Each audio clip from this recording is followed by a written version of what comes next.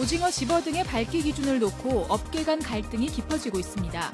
해양수산부도 적절한 해법을 내놓지 못하고 있습니다. 도심 외곽 지역의 버스 정류장이 안전 사각지대로 방치되고 있습니다.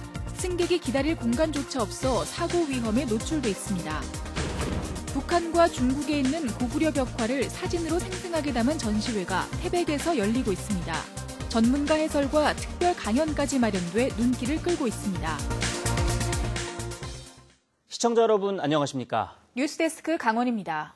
오징어를 잡는 데 쓰는 집어 등의 밝기 기준 조정을 놓고 근해와 연안 채낚기 업계 간 갈등이 계속되고 있습니다. 해양수산부가 해법을 마련하고는 있지만 여전히 결론을 짓지 못하고 있습니다. 이용 기자가 보도합니다. 채낚기 어선에 달린 집어 등은 야간에 불을 밝혀 오징어를 모으기 위한 필수 장비입니다. 국내에서는 집어 등 밝기의 최대 전력을 141kW로 제한하고 있습니다. 중국이나 일본 어선과 비교하면 밝기가 절반 정도에 불과하지만 오징어 자원 보호를 위해 규제하고 있는 겁니다. 하지만 집어 등 밝기 기준을 놓고 수년째 업계 간 갈등이 계속되고 있습니다. 근해 채낚기 업계는 현 기준으로는 오징어를 모으는 효과가 떨어지고 외국 어선과의 조업 경쟁에서 밀린다며 집어 등 밝기 기준을 올려줄 것을 요구하고 있습니다. 일본 배가 들어오는데 일본 배는 저희들이 강력이 약하니까 아무리 영향이 적죠. 일본 배들보다는. 일본에는 22만 캔인데 우리 14만 천이니까. 반면 연안 채낚기 업계는 중대형 어선보다 조업 여건이 불리해지고 불법 공조조업에 악용될 수 있다며 반대하고 있습니다. 산란 오징어를 이제 집어시켜서 그거를 이제 채낚기로 잡아먹으려고 이제 공조조업을 하기 위해서 그렇게 하는 거기 때문에 이제 그 자원이 완전히 고갈되는 거죠. 그래서 이제 저희들 입장에서는 반대하는 거죠. 해양수산부는 협의에 나서고 있지만 어선 규모와 업종별로 이해관계가 대립하고 있어 쉽사리 결론을 내지 못하고 있습니다. 어획량이 계속 매년 거의 절반까지 쭉쭉 떨어지고 있어가지고 그런 점들을 감안해서 계속 협의는 하고 있는데 아직 어떻게 될지 결정은 안 난 상황입니다. 이런 상황에서 해양수산부는 근해 채낚기 어선이 집어 등 밝기 기준을 위반할 경우 해기사 면허를 정지하거나 취소할 수 있는 조항을 신설해 입법 예고했습니다. 일부에서는 집어 등 밝기 규제를 강화하는 것 아니냐는 목소리도 나오고 있지만 해수부는 단지 기존 어업 면허 처분에 해기사 면허 처분을 추가한 것뿐이라고 선을 그었습니다. MBC 뉴스 이용입니다. 도심과 달리 외곽 지역으로 가면 버스 정류장에 표지만 있는 곳이 적지 않습니다.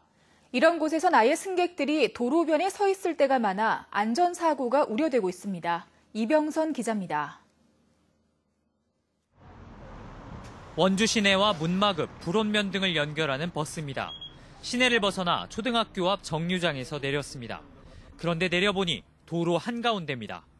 가드레일 옆에 버스 정류장 표지가 덩그러니 서 있을 뿐 승객이 도로에서 물러나 있을 여유 공간이 전무합니다.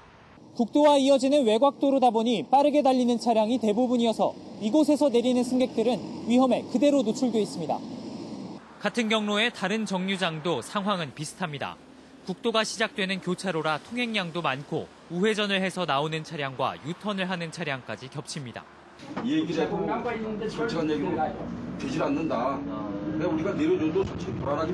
우회전 차들이 들어가기 때문에. 원주시에 있는 1,300여 개 버스 정류장 가운데 별다른 안전장치 없이 정류장 표지만 있는 승강장은 499개.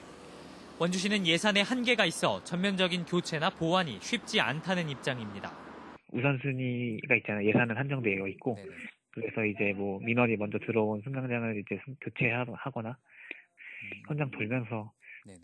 현장 파악하고 그다음에 이제 교체 대상에 넣어서 교체를 하고 있는 상황이라서 올해 정류장 55곳의 시설 보완이 이뤄질 예정이지만 안전 사각지대를 해소하기에는 역부족입니다. MBC 뉴스 이병선입니다. 북한과 중국에 있는 고구려 벽화는 유네스코 세계문화유산에 등재될 정도로 가치를 인정받고 있습니다. 고구려인의 기상과 찬란한 문화가 담긴 고구려 벽화를 사진에 생생하게 담은 전시회가 태백에서 열리고 있습니다. 홍한표 기자가 다녀왔습니다. 1500년 전 중국 요동 지역까지 지배했던 고구려의 기상이 담긴 무용총 고분벽화. 고구려 무사들의 사냥 장면과 춤 동작은 그림 속에서 다채롭고 화려하게 빛납니다. 중국 동북지방의 북원 6호묘는 고구려 초기 벽화 양식을 가늠할 수 있는 귀중한 역사적 자료입니다. 태백문화회관에서 열리는 이번 전시는 이달 말까지 휴관 없이 계속 진행됩니다. 쉽게 접할 수 없는 중국과 북한에 위치한 고구려 고분의 벽화와 유물사진 100여 점을 만날 수 있습니다. 우리나라의 역사의 시초가 어디인가 그게 궁금해지더라고요.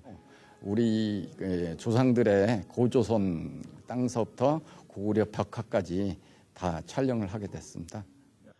8천만 화소의 고화질 카메라에 벽화를 담아 현장을 고스란히 옮겨온 듯 생생하게 작품을 감상할 수 있습니다.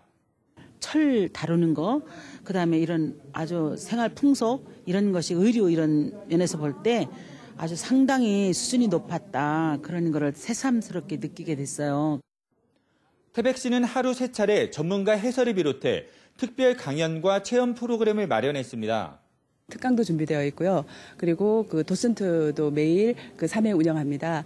그리고 매 주말에는 동판 체험 프로그램 운영도 준비되어 있습니다. 유네스코 세계문화유산으로 등록된 고구려 벽화를 만나볼 수 있는 이번 전시회는 국민체육진흥기금을 지원받아 열리고 있습니다. MBC 뉴스 홍한표입니다.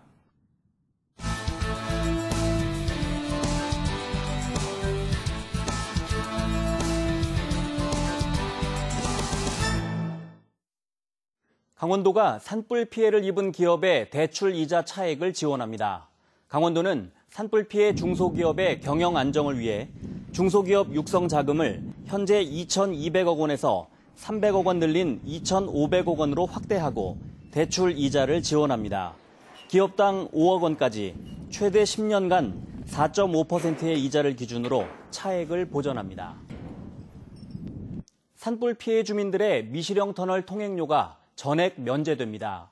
강원도는 오는 7월 11일까지 산불 피해 주민들을 대상으로 미시령 터널 통행료를 면제하고 요금을 전액 강원도가 부담한다고 밝혔습니다.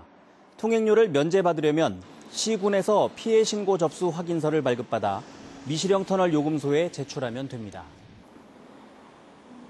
동해시의 공공시설 가운데 지진이 일어났을 때 진동에 견딜 수 있는 시설이 전체의 절반에도 미치지 못하는 것으로 나타났습니다. 동해시에 따르면 공공건물과 수도시설, 도로시설물 등 105개의 내진 설계 대상 가운데 지난해까지 내진 성능을 확보한 시설은 43개로 내진율이 41%를 기록하고 있습니다. 하수처리장과 폐수처리장, 어항시설은 100% 내진 성능을 확보했지만 공공건물은 31%, 수도시설은 33%, 도로시설물은 52%에 그치고 있습니다. 강릉 단오제의 시작을 알리는 신주미 봉정과 신주빚기가 오는 9일 거행됩니다. 오는 9일 오전 10시 20분 대도후보 관하에서 강릉 단오제의 제주를 빚기 위한 신주미 봉정 행사가 열리고 이어 칠사당에서는 신주미를 씻고 부정굿을 거친 뒤 강릉시장이 신주로 빚습니다.